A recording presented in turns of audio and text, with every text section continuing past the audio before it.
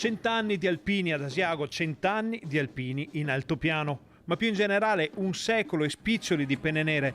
Già, perché la storia degli alpini passa dall'altopiano, dall'Ortigara, da quella montagna che è diventata prima il loro calvario e poi il motivo per incontrarsi in tempo di pace e dare vita alle adunate. E così Asiago torna a essere il punto di riferimento per gli alpini che celebrano i 100 anni di vita della sezione Monte Ortigara del gruppo asiaghese e di quello di Gallio. Una grande emozione che parte dal centro della cittadina e arriva su fino alla colonna Mozza a quota 2105.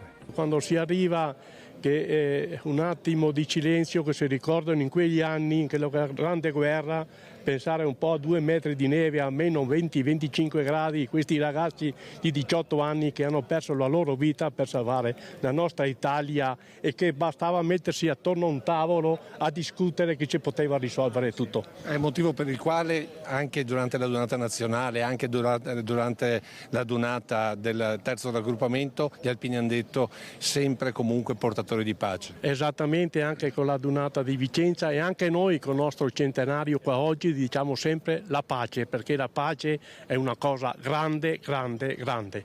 La giornata inizia con il conferimento della cittadinanza onoraria asiaghese agli alpini ed è emozionato pure il sindaco. Oggi era giusto riconoscere un lavoro fatto in questi 100 anni dagli alpini che non ci sono più e dagli alpini che esistono ancora e che sono attivi. È chiaro che questo è un momento in cui noi dovremmo dare un esempio anche in molti giovani, perché attraverso le azioni così importanti di riconoscimento si valorizza anche un'attività di volontariato, un'attività di disponibilità a favore del bene comune.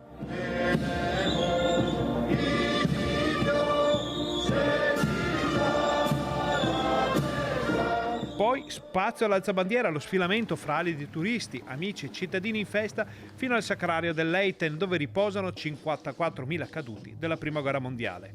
A loro sono stati resi gli onori più alti nella penombra del sacrario che domina la conca centrale dell'altopiano. Migliaia di giovani vite spezzate, annientate nel colore di una divisa o dell'altra nel tritacarne del conflitto, poi uniti in tempo di pace.